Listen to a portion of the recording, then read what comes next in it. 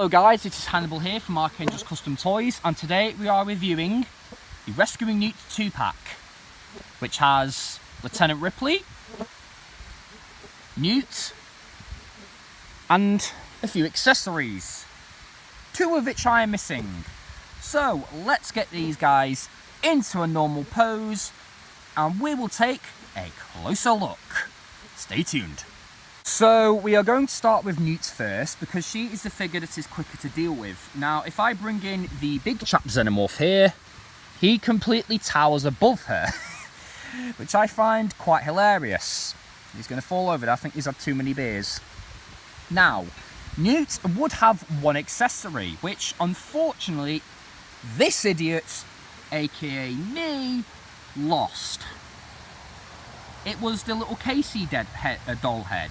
Now, if I really wanted to, I could just get the Comic-Con version and then heavily weather this up to make it look like a Hive Newt, which I am considering doing. And maybe give Ripley a bit more of a weathered look to make it look more appropriate to the scene that these two featured in the movie. Now, Newt has a really good sculpt. It is an unchanged version of the figure from the San Diego Comic-Con exclusive version of Newt. However, mine has a bit of discoloration on the torso, as you can see. The head looks really good. Mine has some weird lines in it, which kind of look like scars. A bit funny. The hair is nicely done. It looks appropriately dirty. And this is in two sections, as you can see. Well, I think it's in two sections. I'm not sure. Don't know. The arms are nicely done with rips and tears all throughout them. The denim overalls are very nicely done. As you can see, one is, left open, as you can see. Shame it's not a separate piece. It is sculpted to bend downwards, and I do apologise. These flies are all over me today. Watch my Mutant Firefield review if you want more on that. Now, this part here, as you can see, is not hollow or gapped out. Now, that is for a good reason, because this is such a fine little detail that would make this exceptionally brittle if they did that. See, she has the knees there, and the nice trainers. By the way, this part of the foot is exceptionally ruddy soft. For the articulation of Rebecca Jordan, aka Newt, she has a double ball peg at the head, which can rotate all the way around and go up and down. She also has what I believe is a double ball peg at the neck. So she can look really far down, really far up, tilt her head stupidly far, and it can rotate. And the hair does not hinder this because it is a softer PVC. The arms are on pin socket joints, which is forwards and backwards, with a hinge built in that enables them to go out to the side. The elbows are single hinged, which can bend and rotate. The hands can swivel.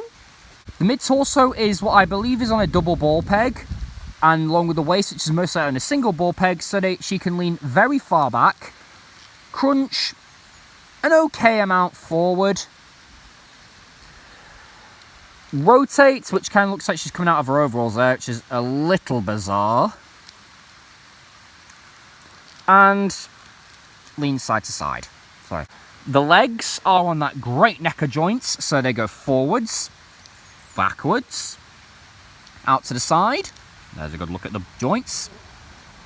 Swivel at the upper leg, hinge at the knee, and a swivel, and a ball peg at the foot. This one's not so dynamic in its range, but this one's pretty decent because it's more exposed. Now, Ellen Ripley Lieutenant First Class is basically a reuse of the entire body of the initial release of Ripley, where she came with this outfit, the pulse rifle flamethrower combination, but has a brand new head. Now, if you scale her in with her old nemesis big chap here, he still towers above her.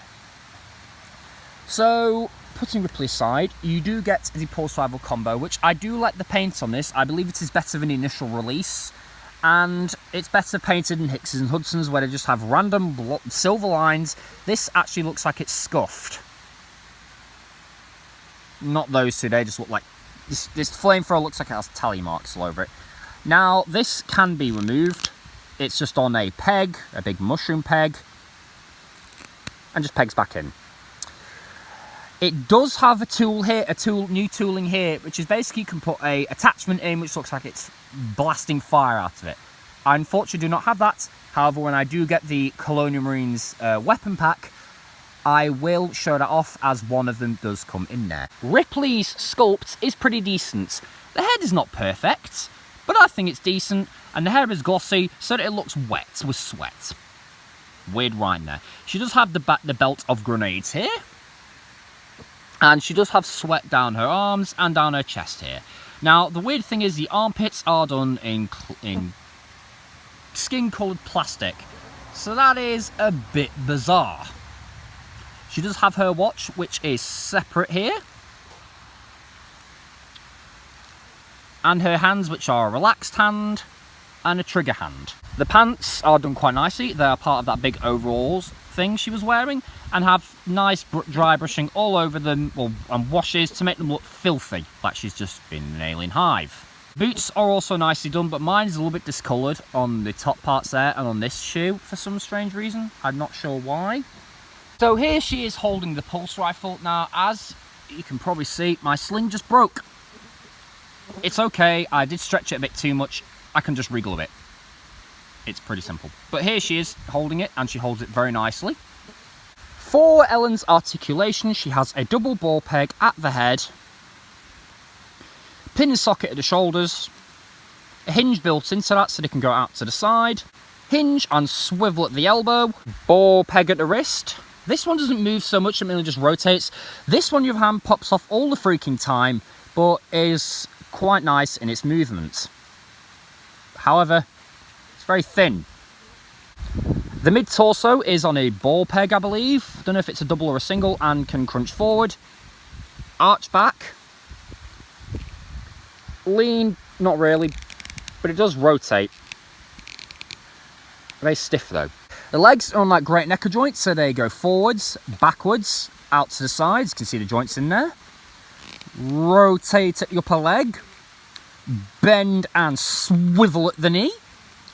And a ball peg at the foot, which barely freaking moves. There we go. Now I got it moving more. It just needs forcing. Overall, this is a fantastic 2-pack. If you did miss out on that initial release of Newt, then you should definitely get it, as you have an alternate Ripley to either use in your power loader or have displayed alongside Newt. It's a shame about my sling, but it's simply something I can fix with a little bit of super glue. I do aim to dry brush the hell out of this and make it look a lot more dingy and dirty, maybe give Ripley a bit more blood stains on her.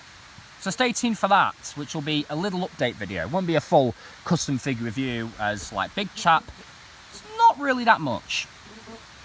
So, I've been Hannibal Wolfgang, reviewing Ellen Ripley, Rebecca Jordan, and I hope you've enjoyed this video. And I will see you guys in the next review, where we will be reviewing a figure that questions every time we use harsh language. Frost!